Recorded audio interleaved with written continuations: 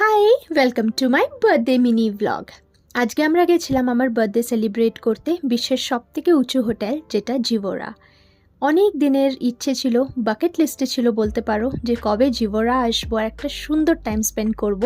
Finally বার্থডের দিন তন্ময় আমাকে ওখানে নিয়ে গেল।